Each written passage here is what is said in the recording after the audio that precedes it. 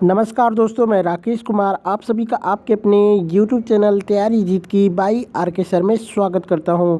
और दोस्तों आज हम बात करेंगे एसएससी सीएचएसएल एग्ज़ाम एनालिसिस 2023 की।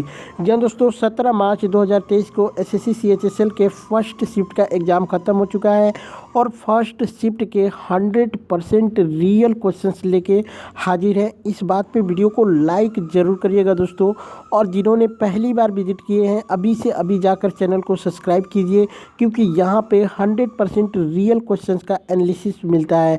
दोस्तों वीडियो थोड़ी सी लेट मिलेगी, लेकिन दोस्तों यहाँ पे 100% रियल क्वेश्चंस के साथ साथ ज़्यादा क्वेश्चंस आपको देखने को मिलेंगे। ठीक है, बाकी दोस्तों इस वीडियो का PDF फाइल जो है आप हमारे टेलीग्राम ग्रुप से ज़रूर डाउनलोड कर लीजिएगा, जिसका लिंक वीडियो के डिस्क्रिप्शन में दिया गया है। तो वहाँ पे डेली का PDF फाइल आप एक साथ डाउनलोड कर सकते हैं। ठीक है, तो चलिए बिना देर करते हुए वीडियो शुरू करते हैं। वीडियो को लाइक शेयर कर दीजिए। क्वेश्चंस आया था कि विधि के समक्ष समानता का अधिकार किस अनुच्छेद में। दोस्तों ये रिपीटेड क्वेश्चन है, कल भी पूछा गया था। इसका राइट आंसर हो जाएगा अनुच्छेद 14। बात करते हैं भारतीय संविधान के भाग 3 में, जो कि मौलिक अधिकारों के तहत अनुच्छेद 14 के अंतर्गत विधि के समक्ष समता एवं विधियों के समान संरक्षण का उपबंध किया गया है। संविधान का यह अनुच्छेद भारत के राज्य क्षेत्र के भीतर भारतीय नागरिकों एवं विदेशी दोनों के लिए समान व्यवहार का उपबंध करता है। तो आपका राइट आंसर हो जाएगा अनुच्छेद 14। एक प्रश्न आया था दोस्तों कि मनरेगा एक्ट के तहत कितने दिनों का रोजगार गारंटी देने का प्रावधान किया गया है। तो इसका राइट आंसर हो जाएगा 100 दिनों का। बात करते हैं दोस्तों, तो अगस्त 2005 में भारतीय संसद ने जो कि नरेगा पारित किया था, यह 2 फरवरी 2006 को लागू हुआ था। बात करते हैं 2 अक्टूबर 2009 को नरेगा अधिनियम का नाम बदल के जो कि मनरेगा कर दिया गया था। काम करने का इस पे कानूनी अधिकार जो है उसको बता देते हैं। पहले की रोजगार गारंटी योजनाओं के विपरीत अधिनियम का उद्देश्य अधिकार आधारित ढांचे के माध्यम से पुरानी गरीबी के कारणों को संबोधित करना। वहीं बात करते हैं तो लाभार्थियों में कम से कम 1/3 महिलाएं होनी चाहिए। न्यूनतम मजदूरी अधिनियम 1948 के तहत राज्य में कृषि मजदूरों के लिए जो कि निर्दिष्ट वैधानिक न्यूनतम मजदूरी के अनुसार मजदूरी का भुगतान किया जाना चाहिए। इस योजना को एक सामाजिक उपाय के रूप में पेश किया गया था जो काम के अधिकार की गारंटी देता था। वहीं बात करते हैं दोस्तों, तो इस सामाजिक उपाय और श्रम कानून का मुख्य सिद्धांत यह है कि स्थानीय सरकार को ग्रामीण भारत में उनके जीवन स्तर को बढ़ाने के लिए कानूनी रूप से कम 100 दिनों का वेतन रोजगार प्रदान करना होगा। ठीक है, तो इसका राइट 100 दिन ही था। एक प्रश्न आया था कि टोक्यो ओलंपिक 2020 में भारत ने कितने सिल्वर मेडल जीते थे। तो इसका राइट आंसर हो जाएगा 2। बात करते हैं दोस्तों, तो टोक्यो ओलंपिक में भारतीय खिलाड़ियों ने अच्छा प्रदर्शन करते हुए 7 मेडल जीते थे, अपने नाम किए थे। भारत ने 1 स्वर्ण, 2 रजत और 4 कांस्य पदक के साथ ओलंपिक का समापन किया। अब तक का ओलंपिक खेलों में यह भारतीय खिलाड़ियों का सर्वश्रेष्ठ प्रदर्शन था।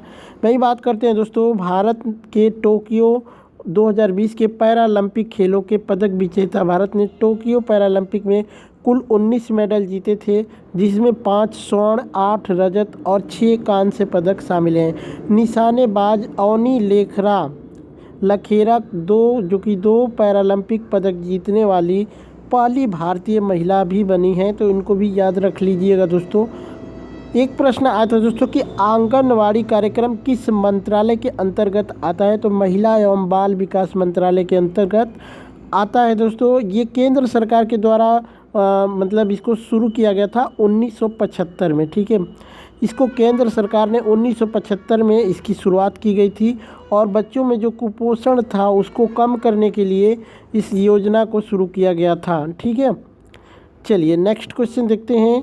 आया था कि जब हवा गर्म होती है तो क्या होता है। दोस्तों ऑप्शंस क्या थे ये कमेंट करके बता दीजिएगा। ऑप्शन स्टेटमेंट में था कि उनका वो सिकुड़ती है और बढ़ती है, और सिकुड़ती है, कम होती है, ऊपर उठती है, ऐसे कैसे था।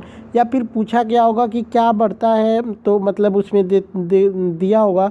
तो इसका जो कि आपका आयतन बढ़ जाता है। जब भी हवा गर्म होती है ना, तो वो आयतन उसका बढ़ता है, क्योंकि वो जिस रूप में डालोगे उसी के आकार में हो जाएगी। यानी अगर गुब्बारे में रखेंगे तो गुब्बारे को गर्मी देंगे, यानी गर्म करेंगे हवा, तो फैलेगी, हवा फैलेगी, तो वो गुब्बारा जितना बड़ा होगा उसी का वो आयतन बनाएगी हवा। ठीक है, तो इसका जो है आप ऑप्शन से एक बार कमेंट कर देना। बात करते हैं, जब हवा को गर्म किया जाता है तो अणु जो कि कंपना शुरू हो जाएंगे और एक दूसरे से टकराएंगे, क्योंकि प्रत्येक अणु गति के लिए अधिक स्थान का उपयोग करता है। हवा फैलती है और कम घनी हो जाती है, इसलिए गर्म होने पर हवा फैलती है। जब हवा गर्म हो जाती है तो इसकी हवा बढ़ जाती है, और जब यह बढ़ती है तो यह ठंडी हो जाती है। ठीक है, और जब हवा ज़्यादा गर्म होती है तो ये ऊपर की ओर उठने लगती है। ठीक है, आपका पैराशूट इसी पर आधारित है। ठीक है, हवा महल कहाँ पर स्थित है, तो ये जयपुर राजस्थान में स्थित है। ठीक है, बात करते हैं दोस्तों, तो हवा महल जो कि राजस्थान के जयपुर में एक महल है। हवा महल को पैलेस ऑफ ब्रिज के रूप में भी जाना जाता है। हवा महल जो कि 1799 में बनवाया गया था। तो ठीक है, महाराजा सवाई प्रताप सिंह ने इसका निर्माण करवाया था। लालचंद उस्ताद द्वारा जो कि डिजाइन किया गया था। इसे राजपूत वास्तुकला शैली में बनाया गया था। हवा महल राजस्थान के झुंझुनू में जो कि खेतड़ी महल से प्रेरित था। वही बात करते हैं दोस्तों, तो यूनेस्को ने 6 जुलाई 2019 को जयपुर को अपने वर्ल्ड हेरिटेज साइट में पिंक सिटी ऑफ इंडिया के रूप में अंकित किया है। नई दिल्ली की आधारशिला जो कि 1911 के दिल्ली दरबार के दौरान सम्राट जॉर्ज पंचम ने लिखी थी। वही बात करते हैं दोस्तों, यहाँ पे कुछ और इम्पोर्टेंट फैक्ट कि इनके द्वारा डिजाइन किया गया जो कि सर एडविन लुटियन और सर हर्बर्ट बेकर हैं। आगरा उत्तर प्रदेश का एक शहर है। इस शहर की स्थापना लोधी वंश के सुल्तान सिकंदर ने की थी। गुजरात में भारत की सबसे लंबी तटीय रेखा भी है, इसको भी आप याद रख लीजिएगा।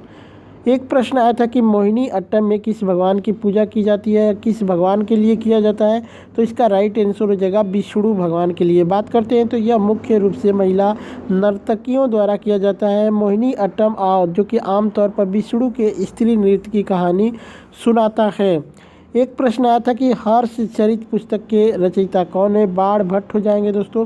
बात करते हैं, हर्षचरित संस्कृत में बाण भट्ट द्वारा रचित एक ग्रंथ है। इसमें भारतीय सम्राट हर्षवर्धन का जीवन चरित्र वर्णित है। ऐतिहासिक कथन जो कि कथानक से संबंधित यह जो संस्कृत का सबसे प्राचीन ग्रंथ भी माना जाता है। बात करते हैं, एक प्रश्न आया था दोस्तों कि 75वें बाफ्टा में सर्वश्रेष्ठ अभिनेत्री का अवार्ड किसे मिला था। तो चलिए यहाँ पे सब देख लेते हैं दोस्तों, जिसमें जो कि सर्वश्रेष्ठ अभिनेत्री का अवार्ड ओआना जो कि स्कैनलॉन को मिला था। इनको इनकी फिल्म जो कि आफ्टर लव के लिए मिला था। ठीक है, वहीं बात करते हैं सर्वश्रेष्ठ अभिनेता की, तो बिल स्मिथ को मिला था इनकी फिल्म जो कि किंग रिचर्ड के लिए मिला था। वहीं बात करते हैं इसमें सर्वश्रेष्ठ जो कि सहायक अभिनेता का, तो ट्रॉय कोटसर को मिला था जो कि फिल्म कोटा के लिए मिला था। सहायक अभिनेत्री का एरिना डेबोस को मिला था, एरिना डेबोस को, जिसकी फिल्म जो कि बेस्ट साइज स्टोरी के लिए दिया गया था। वहीं बात करते हैं सर्वश्रेष्ठ जो कि निर्देशक का अवार्ड इसमें मिला था जेन कैंपियन को, जिसको film the power of the dog के लिए दिया गया था।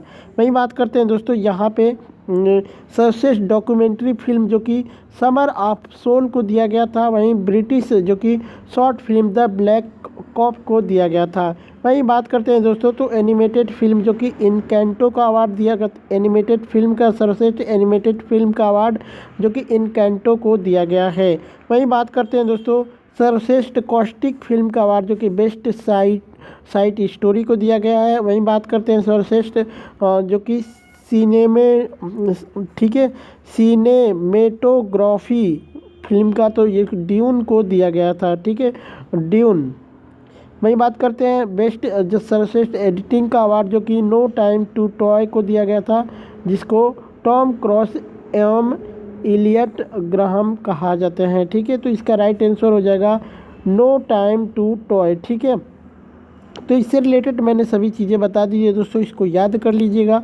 ठीक है, एक प्रश्न आया था कि लखनऊ समझौता कब हुआ था, तो लखनऊ समझौता 29 दिसंबर 1916 को हुआ था।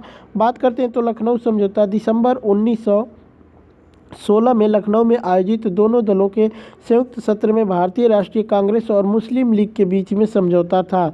बात करते हैं दोस्तों तो 1916 के लखनऊ समझौते पर बाल गंगाधर तिलक और मोहम्मद अली जिन्ना के बीच हस्ताक्षर हुए थे। इस समझौते के परिणाम स्वरूप मुस्लिम लीग के नेता भारतीय स्वतंत्रता की मांग करते हुए कांग्रेस आंदोलन में शामिल होने के लिए सहमत हुए। लखनऊ समझौते को हिंदू मुस्लिम एकता के लिए आशा की किरण के रूप में भी देखा गया था। वहीं बात करते हैं दोस्तों, दोनों पक्षों द्वारा अंग्रेजों को प्रस्तुत की जाने वाली कुछ सामान्य मांगें इस प्रकार दी थी, जैसे कि परिषदों में निर्वाचित सीटों की संख्या बढ़ाई जानी चाहिए, प्रांतों में अल्पसंख्यकों की रक्षा की जानी चाहिए, सभी प्रांतों को स्वायत्तता देनी चाहिए, कार्यपालिका को न्यायपालिका से अलग करना चाहिए। ठीक है, ये सभी मांगें थी। एक प्रश्न आया था कि सतलुज नदी और काली नदी के बीच में कौन सा हिमालय स्थित है, तो कुमाऊं हिमालय आपका राइट आंसर हो जाएगा। दोस्तों एक प्रश्न और आया था नदी से कि ताप्ती नदी किस राज्य से होकर बहती है, तो ताप्ती नदी 3 राज्यों से होकर बहती है, जिसमें महाराष्ट्र, गुजरात और मध्य प्रदेश शामिल हैं।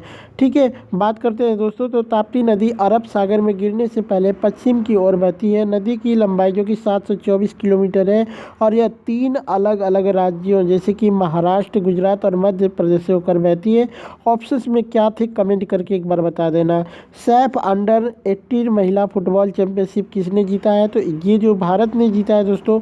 बात करते हैं दोस्तों, एक बच्चे ने पूछा था कि फुटबॉल विश्व कप किसने जीता है, तो चलो वो भी बता देते हैं। तो 2022 का फुटबॉल विश्व कप जो कि अर्जेंटीना ने जीता है, इसका आयोजन कतर में हुआ था। ठीक है, तो दोस्तों ये सब प्रश्न मुझे मिले थे। आज के शिफ्ट के वीडियो कैसी लगी एक बार कमेंट करके बता देना दोस्त। ठीक है, क्योंकि वीडियो बनाने में यार बहुत मेहनत लगती है, सारे क्वेश्चंस को क्रॉस करने में मेहनत लगती है, तो एक फ़र्ज बनता है आप लोग का लाइक करने का। ठीक है, चलिए चलते हैं, मिलते हैं नेक्स्ट वीडियो में। तब तक के लिए जय हिंद, जय भारत।